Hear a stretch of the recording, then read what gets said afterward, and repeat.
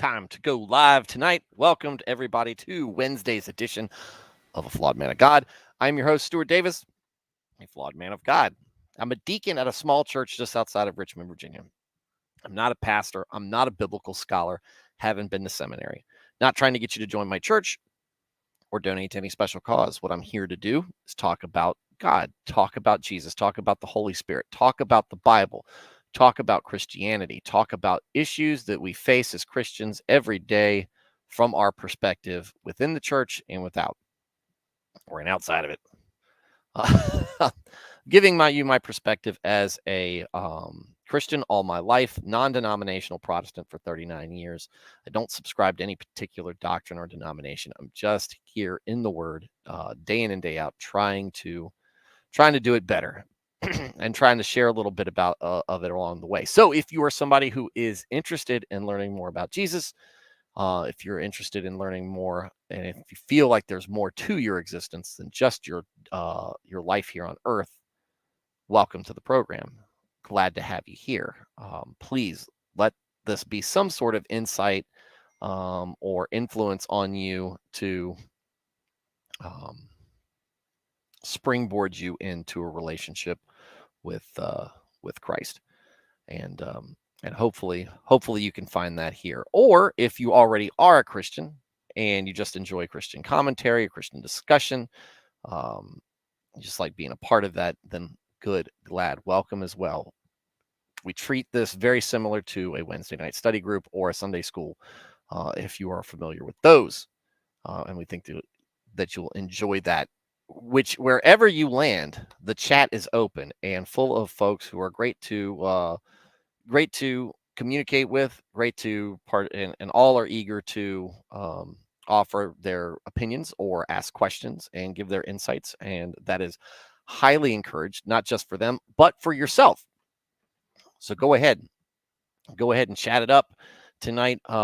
We are going to be finishing out First Samuel. And remember the history of Jabesh Gilead, and that is definitely coming in to play tonight. It just, for some reason, this reminds me of it's not exactly a parallel, but it kind of reminds me of the towards the end of Return of the King, where Denethor is giving up, and that's just and I'm not saying that there's even really parallels there. It's just it just reminds me of that, what we're getting ready to discuss, and it just kind of feels like that, because Saul, to me, in some ways, is kind of like Denethor, though Saul is the king, right? But it's kind of not his time anymore. It's kind of David's time. And he's got difficulty with that. And he has sons, and his sons are good people. At least one of them is. So there we go. Nernant's in the chat. Nico's in the chat. Thank you guys for behaving yourselves yesterday. Thank you. Me, I am I'm stuffed right now, guys. I just got back from Mexican dinner. And as I usually do when I go to a Mexican restaurant, I eat more than I should. And I had a jumbo glass of pina colada because I like fruity island drinks. I'm not ashamed of that. I'll never deny it. But it's good. It's good times. It's good times in here tonight. So, on time today. Yes, I am on time today. We would have been on time yesterday. We were just kind of ironing out a couple of issues, making sure that we were able to stream relatively seamless, and we did that yesterday. So it was pretty good. Wish I'd have had longer than an hour with them. Because there was a lot of things that we could have done. We could have really gone into that would have been better. We could have could have dug a little deeper into some of those discussions, but we didn't. And like I said, it was nice of them to come on. We had a great conversation. It's good to kind of get the audiences exposed to each other. That's what we should do, right? We should help and network and help each other out as Christian streamers, doing the right thing, as opposed to Christian streamers out there doing the wrong things, which they're out there. You run into them all over the place. Nico, no, we are not doing the summary today. We are going to do the summary tomorrow. We are going to finish things up.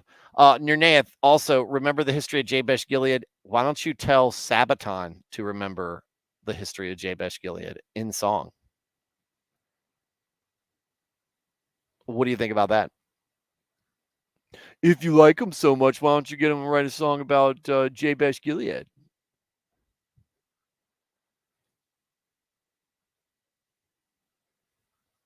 Yeah, anyways. So that's how things have been going up. Let's I'm trying to think. Oh, interesting thing that popped up today. The Mormons are about this close to recognizing and to affirming same-sex marriage. They're already kind of recognizing it. And I thought it was interesting because Hans Feeney, you hear me mention him from time to time because I think he's a great source of just good Christian takes, and he gives you a good kind of perspective from a down to earth preacher, but one that pays attention to his craft and the goings on of within Christianity. And while we don't consider Mormons to be Christians, they are Christian adjacent. They don't believe in the Trinity, right? And Jesus was just a guy who became God. It's very weird. It's very weird. But the thing about the Mormon faith is still very young, right? I mean, we're talking about the 1800s is when it came into being. And it's very much, to me, it reminds me very much of Islam in that it doesn't seem to have roots in its principles. It has roots in what makes people feel comfortable in its early inception. Muhammad, if you read the life and times of Muhammad or something like that, basically the life of Muhammad, every time he is faced with an obstacle that he needs to overcome, and it means kind of violating what God has told him to do, he has an epiphany where God tells him to do the exact opposite thing, right? And that's what we see. That's what Hans basically said a few months ago, is that the Mormon faith and the faith leaders within Latter-day Saints will have a private revelation that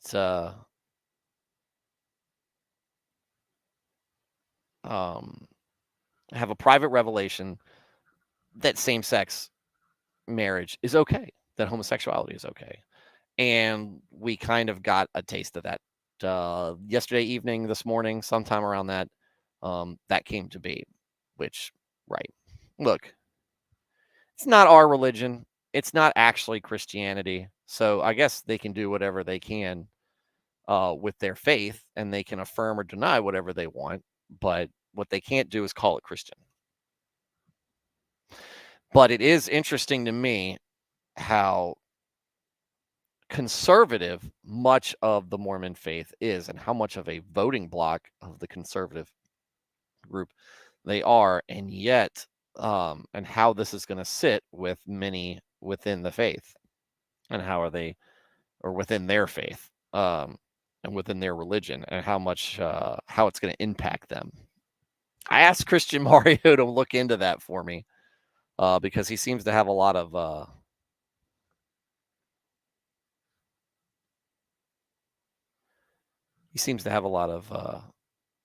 followers who happen to be Mormon, and so whenever he says something about Mormons, they lash out at him. They like to listen to him, and then they love to beat up on him when he reminds them that the Mormons are actually part of our faith. So Nico says, wouldn't want Mormons to end up where some of the Muslim are today. Now that see here's the difference, right? The Islam has reached a point where it has dug its heels in, for the most part, and said, look, where everything stood at the end of Muhammad's life is where we're at, or wherever things have stayed.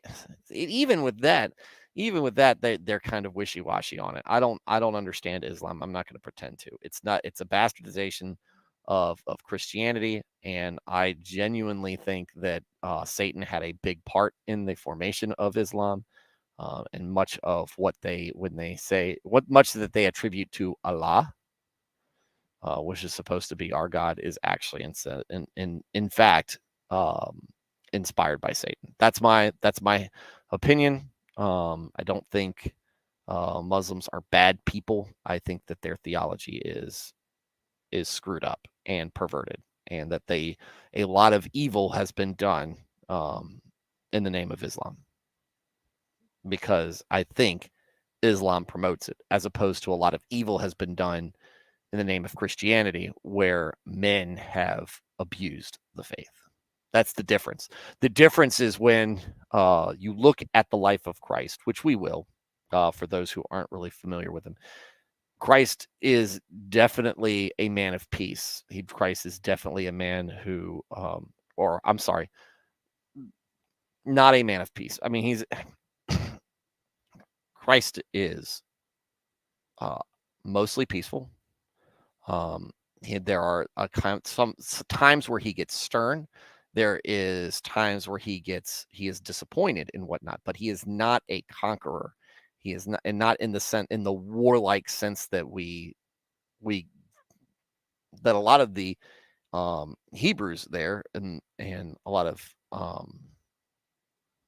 the Pharisees thought that the Messiah was going to be this great liberator, this great conqueror. He was going to come down and just lift the Israelites and the Hebrews. He was going to lift the tribes up and bring them to glory. And what they did not understand is he was, and he did, just not in the way that they thought he was going to. And Christ is definitely not the same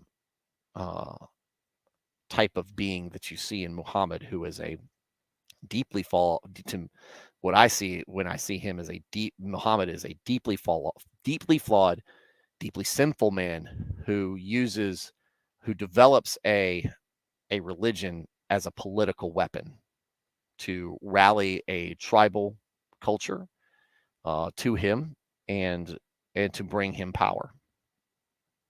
So that is my candid thoughts on Islam, which started as a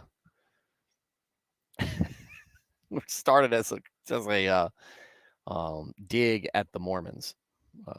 So, but that's me. That's my privilege, right? Because apparently I haven't. Whatever. Anyway, geez, we're quiet tonight. We've been quiet for the last few days. Been very quiet all this week. This chat has been pretty quiet, and I even started late tonight. I wonder what the deal is behind that. I'm not losing you guys, am I? I'm not boring y'all.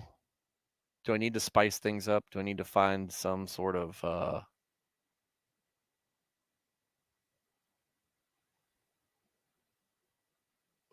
way to win y'all over, win y'all back in over? I can't do that. I don't know how to. I'm not good in that sense. So anyway, so let's start with tonight's reading. Nico, I know you're there. I know that you're there. So it'll be just you, me, and maybe Nernath if he's still there, because he didn't answer to my Sabaton comment. Ooh, man, I am full. I am full.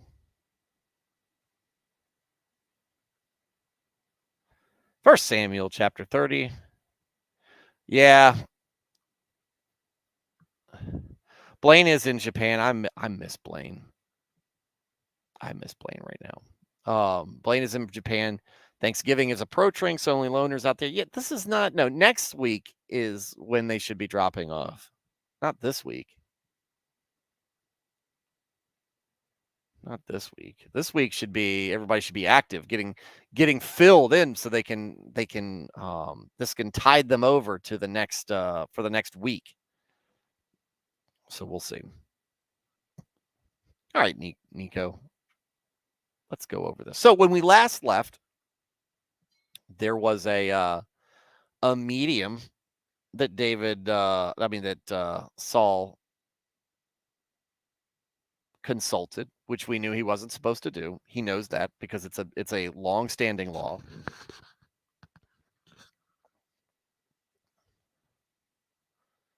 Let's see, where is the so what happens is a being that may or may not be Samuel is brought about. It at least looks like Samuel. And what does he say?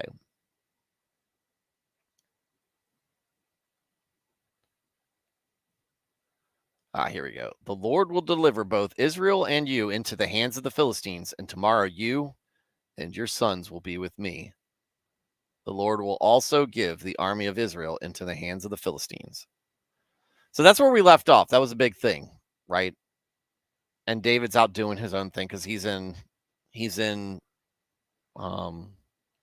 banished, right? Or chased out mostly. He's not welcome. So let's go to next. David destroys the Amalekites. David and his men reached Ziklag on the third day. Now the Amalekites had raided the Negev and Ziklag. They had attacked Ziklag and burned it, mostly because they liked saying Ziklag, and they wanted to say it more by being in Ziklag and hanging out in Ziklag and plundering Ziklag, and had taken captive the women and everyone else in it, but mainly the women, right? The other reason they wanted to be in Ziklag. And had taken the captive the women and everyone else in it, both young and old. They killed none of them, but carried them off as they went on their way, because they wanted the women. When David and his men reached Ziklag, they found it destroyed by fire and their wives and sons and daughters taken captive. So David and his men wept aloud until they had no strength left to weep. David's two wives had been captured, Ahinoam of Jezreel and Abigail, the widow of Nabal of Carmel. Look, this is starting off like a biblical John Wick movie. We're taken, right? You send a messenger pigeon, or however they communicated back then over long distances. Just send a message, or send it a runner. I know where you are. I have a very specific skill set that you should know, because I used it to kill your greatest champion in Goliath, and I'm going to use it to hunt you down. David was greatly distressed because the men were talking of stoning him. Each one was bitter in spirit because of his sons and daughters. But David found strength in the Lord his God. There he goes. So this is a big deal. A lot has just happened in this first part of the chapter. Ziklag, kind of where they've been hanging out. That's where they've been that's where they've been. It gets raided by the Amalekites. Both of David's wives are taken.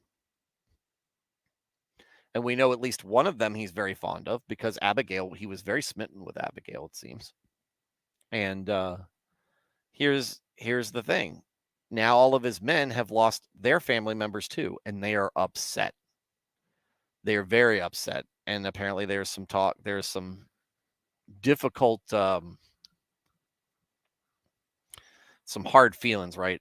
Some talk of mutiny maybe. And it's not looking good. But David does not let this David doesn't let this get him down. Right? He could. And who would blame him, right? That's a lot going on. His men are questioning him, questioning why they're there. His wives are gone. He probably feels responsible for his men losing their sons and daughters and wives along with his own. He's leading them, right? He led them away wherever they were hanging out.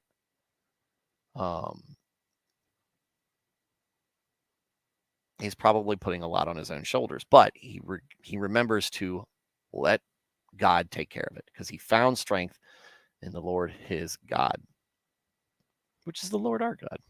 Then David said to Abiathar, the priest, the son of Ahimelech, bring me the ephod. Abiathar brought it to him, and David inquired of the Lord, shall I pursue this raiding party? Will I overtake them? Pursue them, he answered. You will certainly overtake them and succeed in the rescue. Big sigh at this point, right? Big sigh. You actually got God. If I give chase, am I going to be successful? And will I be able to rescue these people? And God said, yeah, man, you got this. 100%. And a guarantee from God is nothing to question. David and the 600 men with him came to the Besor Valley, where some stayed behind. 200 of them were too exhausted to cross the valley, but David and the other 400 non-wimpy ones continued the pursuit. They found an Egyptian in a field and brought him to David. They gave him water to drink and food to eat. Part of a cake of pressed figs, a fig Newton, and 2 cakes of raisins. He ate and was revived, for he had not eaten any food or drunk any water for 3 days and 3 nights. And David asked him, who do you belong to? Where do you come from? What's going on? A lot of notifications. Anyway, David asked him, who do you belong to? And where do you come from? He said, I am an Egyptian, a slave of an Amalekite. My master abandoned me when I became ill 3 days ago. We raided the Negev of the Kerethites, some territory belonging to Judah, and the Negev of Caleb, and we burned Ziklag. David asked him, can you lead me down to this raiding party? He answered, swear to me before God that you will not kill me or hand me over to my master, and I will take you down to them. Easily done, dude. Easily done. He led David down, and there they were, scattered over the countryside, eating, drinking, and reveling because of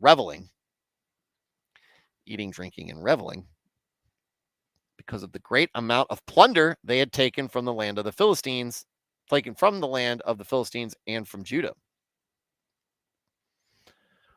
Uh-oh. David fought them from dusk until evening of the next day, and none of them got away, except 400 young men who rode off on camels and fled. David recovered everything the Amalekites had taken, including his 2 wives. Nothing was missing. Young or old, boy or girl, plunder, or anything else they had taken. David brought everything back. He took all the flocks and herds, and his men drove them ahead of the other livestock, saying, this is David's plunder. Hopefully not sarcastically. But here we see where the question here is, does David succeed if he does not have faith in the Lord? If he doesn't have faith, he might have gone the wrong way, or he might have just laid down and quit. He might have just drifted into depression And then his men probably definitely would have stoned him because they would have seen a man not being a leader, and then that just makes the blame all the more real. But David's faithful, right? This is David in his glory as a young man. Just like when he's running his mouth about with great things to say about the Lord and faith when facing Goliath. Here he is still here in the face of defeat. Really, this isn't a huge obstacle that he needs to kill a giant man, right? He's already lost some things, and he's already had his men lose some things, lose some people, very dear people to them. So it's a little bit different aspect here. But what does he do? Does the same thing. Leans on God. Bring me the ephod, priest, and asks God. He asked for permission. Said, God, shall I pursue this raiding party? And then if so, will I overtake them? And here we go. There God is. And what does he get? He gets everything back, all the people back, and kills most of the Amalekites. Then David came to the 200 men who had been too exhausted to follow him and who were left behind at the Besor Valley. They came out to meet David and the men with him. As David and his men approached, he asked them how they were. But all the evil men and troublemakers among David's followers said, because they did not go out with us, we will not share with them the plunder we recovered. However, each man may take his wife and children and go. Not a whole lot of brotherhood or charity there, guys. That's, come on, man. David replied, no, my brothers, you must not do that with what the Lord has given us. He has protected us and delivered into our hands the raiding party that came against us. Who will listen to what you say? The share of the man who stayed with the supplies is to be the same as that who went down to the battle. All will share alike. David made this a statute and ordinance for Israel from that day to this. Yeah. That's when the REMFs were first developed.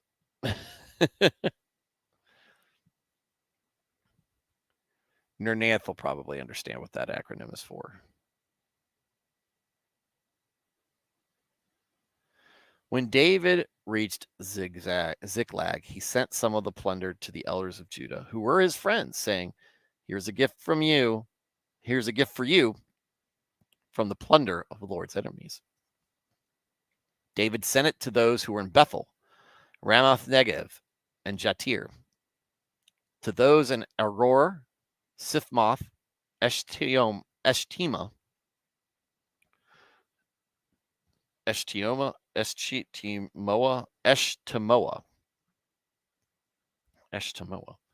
and Rakal, to those in the towns of the Jerahmeelites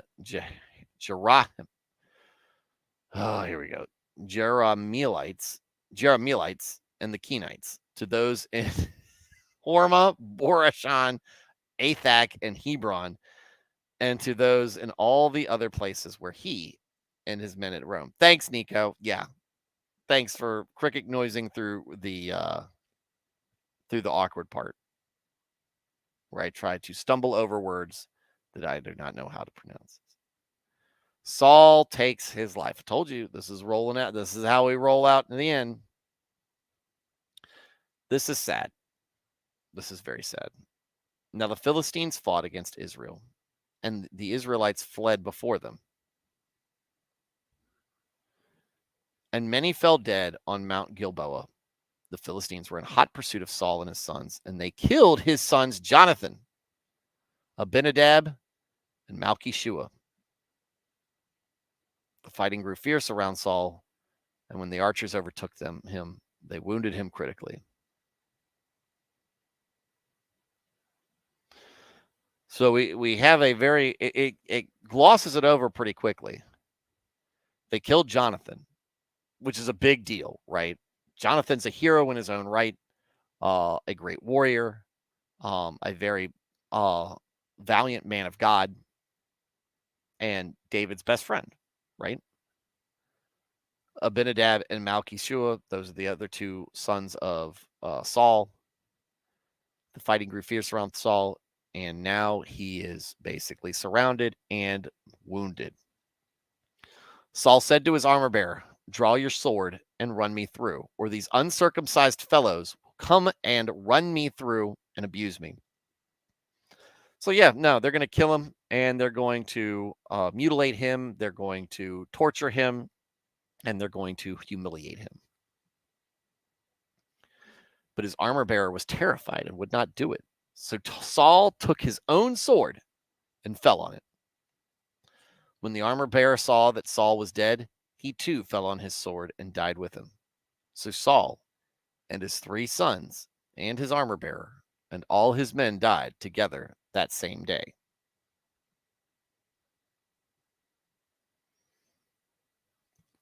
John Smoth laughing. I never read names without first listening to an audio version of so that I at least have some idea how to say them. I've actually listened to the Bible on audio, but I mean it's hard to look. I'm an amateur, right? I'm not a reader, though I do spend a lot of time reading out loud. Saul killed himself. Yep. Rather than be taken captive,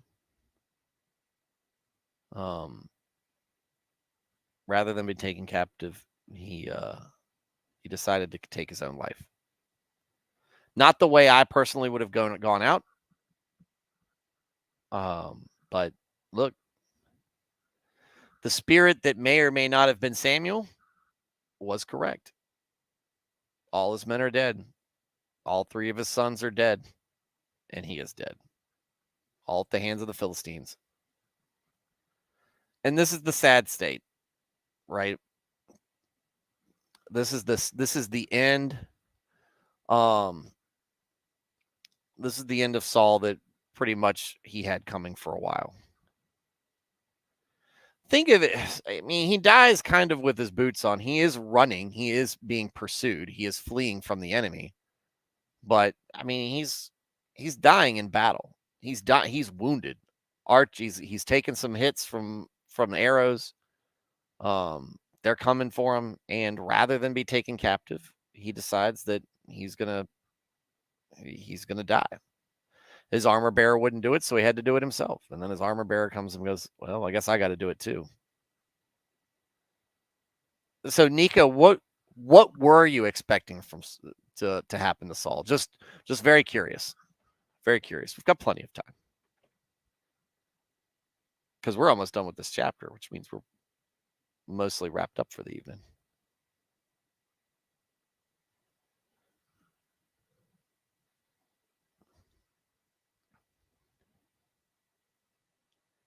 Do do do do do do do do do. Let you type that out. When the Israelites along the valley and those across the Jordan saw that the Israelite army had fled and that Saul and his sons had died, they abandoned their towns and fled, and the Philistines came and occupied them. Well, that's not a dumb thing to do, right? Your army's been routed, and the barbarians are at the gates, and they're getting ready to come in, right? Audio first was a practice I took up when I was in church leadership and teaching ministry because I had to read out loud so often. I hate reading out loud. ADHD is a yeah. Look, I get you right there, John. I actually do like reading aloud. I really enjoy doing this. Part of it is reading aloud, but when I get to the parts where I don't know how to pronounce names or places, or have to get in arguments on how to say Lear,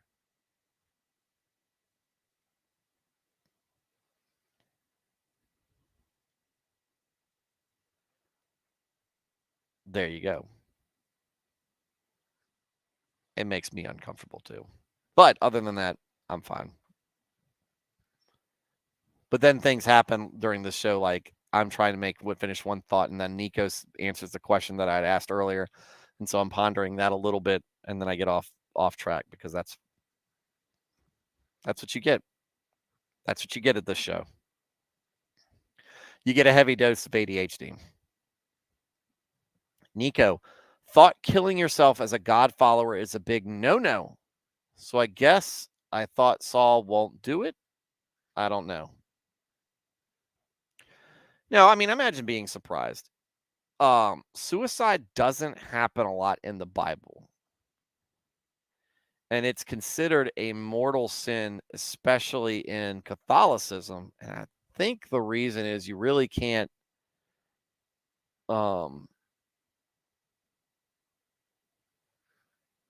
suicide is going to be an issue. Suicide will make a very good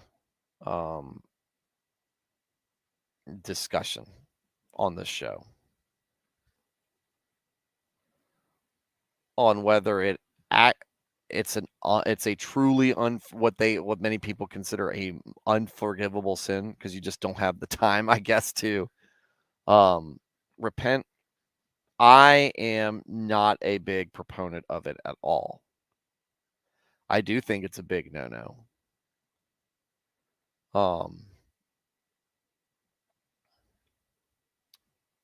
I do think it's a big no-no. But most not in it's got a little bit different meaning when you're doing it in battle versus when you're doing it because maybe you betrayed God, you betrayed the Son of God and gave him into the hands of his enemies so that he's crucified, like we see with Judas. Or we have when people are when people suffering from legitimate disease, mental issues, mental health issues, dealing with depression, or just feel like they need to take that way out. No, suicide's not going to be a Friday topic either, Nico. It's going to be a topic where I probably have a guest on to help talk about it and give a little bit more insights into it. And it might be a long episode, but I'm not sending people in the week on the weekend talking about suicide if I can help it. Not as the main topic, but it's a big one. John, I had to read a quote from one of the early church fathers that was translated in the early 1900s out loud. No, that's awful. I already know exactly. Dude, they talked weird back then. It's not like it's some sort of weird bastardized mix between how we talk today and how they talked back in the 1700s. It's weird. There's a there's a book that was basic. I'm trying to remember. I've read it. Crap, what was the name of it?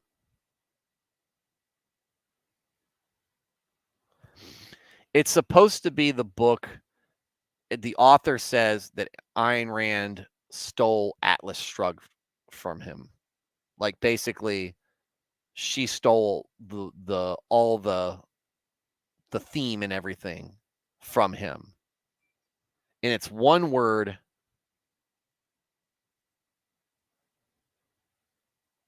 Harangue. The name of the book is Harangue. And it's written like 1900s to somewhere in between 1900 and 1920.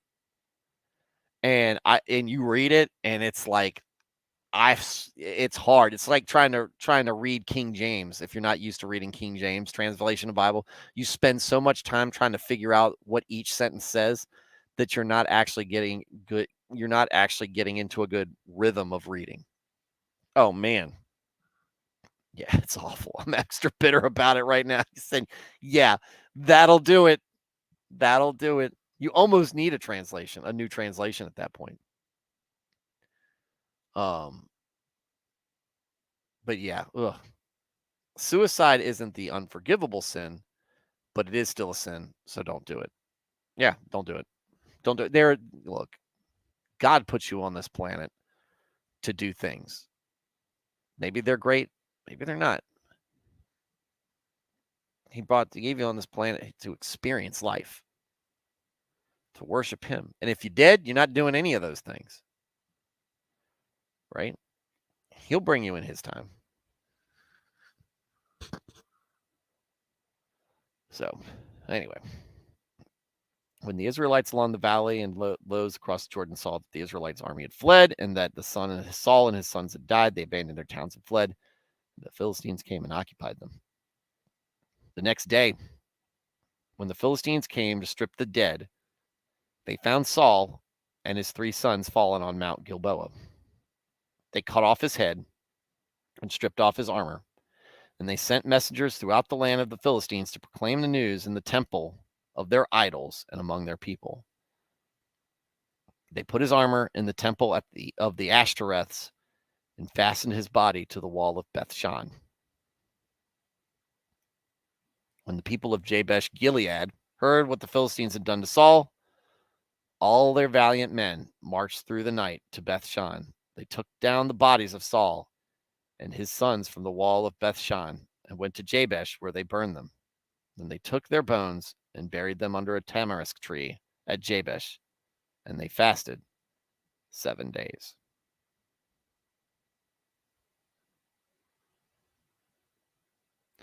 Don't leave a fallen leader behind. Don't leave your kings behind. Don't leave them there to be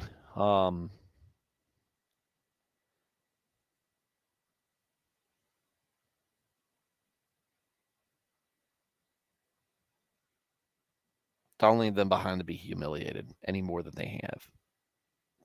This was still an anointed man of God, and though he did great evil, he's still your king. He's the king he's the king you asked for. He was your first king. And even David was loyal to him in the face of all of his mischief and insanity and whatever. So the valiant men went out and did that. And then gave them the proper burial and mourning respects. Fasted 7 days. John said, I might have offed myself if I knew I'd be captured by those crazies. I mean, that was always the thing you thought of when you were deploying overseas during GWAT, was if I get captured, or if I know I'm going to be captured by Al-Qaeda, if I know I'm going to be captured by insurgents, and then ISIS later on. After I never fought against ISIS. That was after my time. But I guess any of those guys where we saw the decapitations and whatnot, there's always would you take yourself out first? I don't know. My initial thought was no. But when you're in that moment, I don't know. I feel like I try to make them kill me. Right? But you can't control it. You get incapacitated in some way. You wake up bound and helpless. You can't control it. Next thing you know, you're wearing an orange suit and some dude in black pajamas is cutting your head off on video with a dull saw blade. That's a hell of a way to go. That's after they've beaten you up and probably taken all of your dignity as well.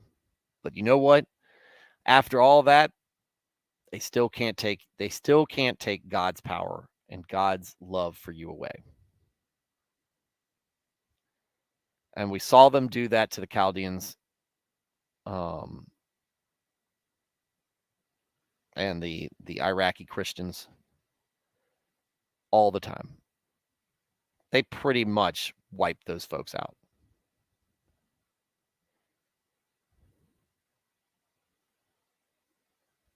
Yeah, it got me thinking. So from what the spirit of Samuel told Saul, he got no redemption at that point. So, I mean, He'd broken so many other rules, probably worse rules, but it was kind of like now you're pulling guys up from the dead. Kind of like if any of y'all were watching the Darrell Brooks trial today or sentencing today, trying to see, this is like 2 hours of a man talking about himself and blaming other people and throwing a pity party for him. That's what it was. Eventually, at some point, you just got to say, nope, stop, enough's enough. You're done. The age of Saul is over. The time for David has come. Oh, by the way, Darrell Brooks' grandmother, who was speaking on his behalf, called herself a female pastor.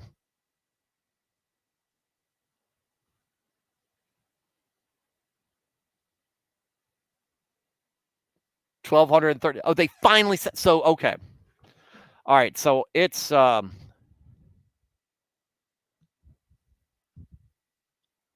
want to say she starts talking at 3:30 my time, maybe 4:00. It feels like after that whole nonsense of him running his mouth for however 2 hours or whatever, she's talking. It's 5:30.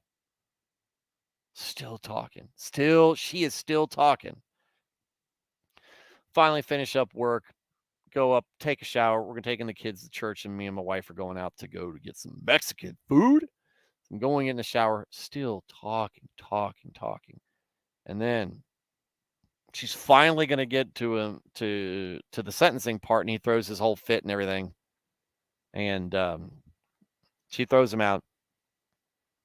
I'm dressed, got the kids in the car. I've got it on in the background, like wife's driving, because I'm gonna be imbibing a little bit tonight, right? So she says, so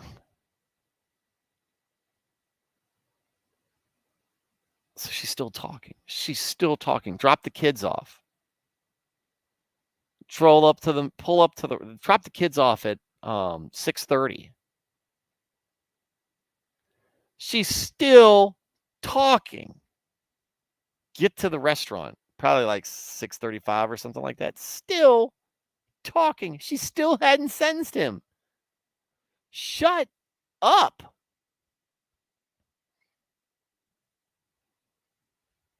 Like, there was such a better way to handle that. 1,230 years. Get that bad boy butt. He's got a lot of time to make rap videos in there, like the ones he made. Wonder if he'll have an editor like he did like last time. But this is the thing. And here's the thing that I thought was interesting. And if I had the time and the inclination, I'd pull it up. And maybe I will. Maybe it will Friday. He's talking about how he's received redemption from Jesus. There is no remorse shown for what he did.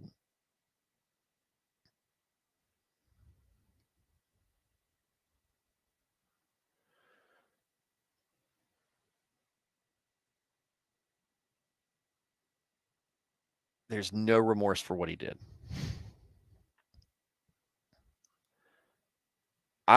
Jesus hasn't forgiven him yet. I definitely think he does not look or act like a man who is truly sorry for what he did. He looks like a man who's mad that he's being punished for what he did. And the man's is a pathological liar. So, this whole Jesus thing is probably all an act. We don't know necessarily what's in his heart, but man, his actions are showing the fruit of what he's saying. It ain't there, buddy. It's not showing me a man who's truly this dude's got a long way to go before he gets any type of forgiveness.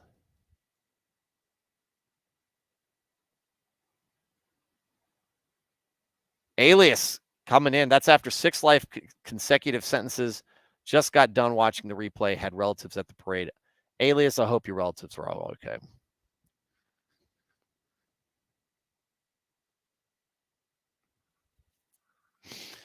I remember when that happened. I was sitting there, I was like, this is where we're at, right? Some random town in Wisconsin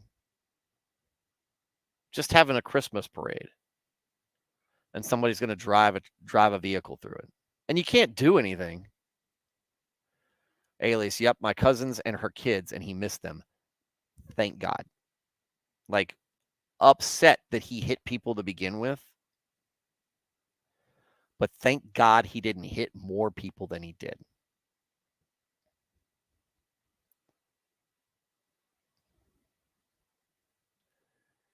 It's amazing what kind of damage you can do when you're properly motivated by whatever it is. You can do it with a truck.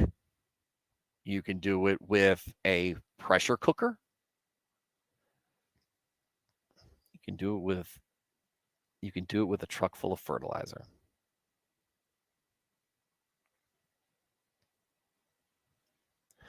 Alias, because I'm sure you're probably going to ask, if you do, and you don't mind passing it along, I would love to get your thoughts, or get your relatives' thoughts on how the judge conducted that trial. Because I at first I was kind of with everybody saying, okay, she's just playing it safe. She's being at she had no initiative when it came to controlling him.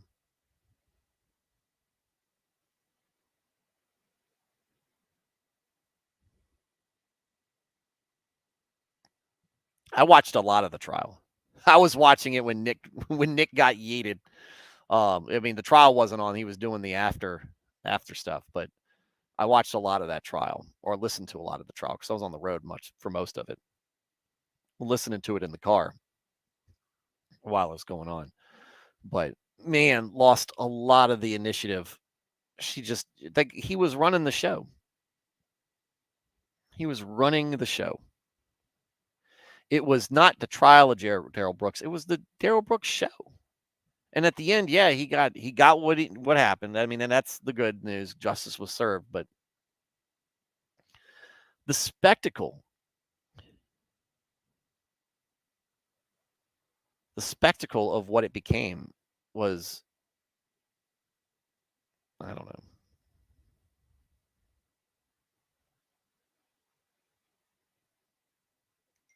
dishonorable.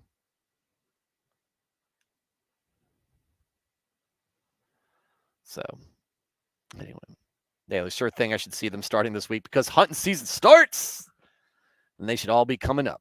There you go.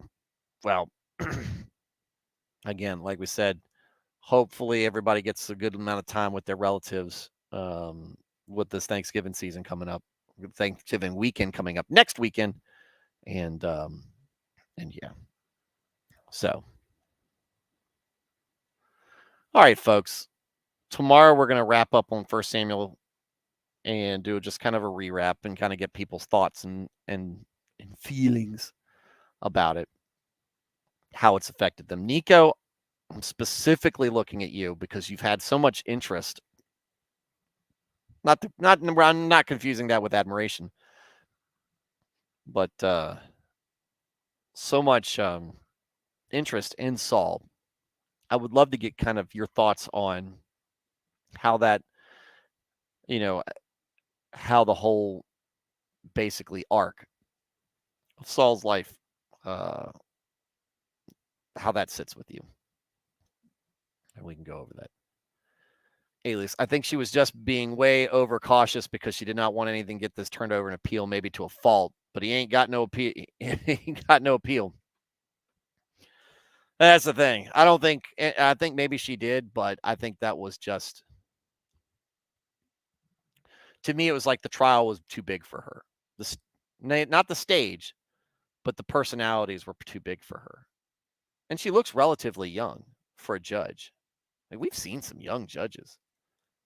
They all look younger than my friend who is when he he became a judge about 6 years ago, and he was the youngest at the time, I think, judge in the state of Virginia. But I don't know. I don't know. You watch these trial streams. We've had some young judges come through there. It just feels like it. But anyway,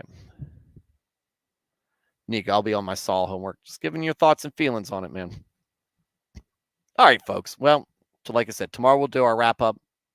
Love to hear you guys' takes on what y'all thought about 1 Samuel, about asking for a king, getting a king, not everything the king. We don't really see the people really suffer under Saul. Right? There's a little bit of warfare, there's a little bit of conquering and stuff like that. But it ain't as bad as it's been during some of the times of judges. What we do see is a lot of, well, we'll talk about that more later. John Smoth, 99 Brothers. John, thanks a lot. As always, love it when you put your 2 cents in. It's always something meaningful. I hear she has a twin sister. There you go. Get to raid Greg. Yeah, because Blaine isn't coming on. But yeah. John Smoth, Nico, alias Nernaeth, wherever you are.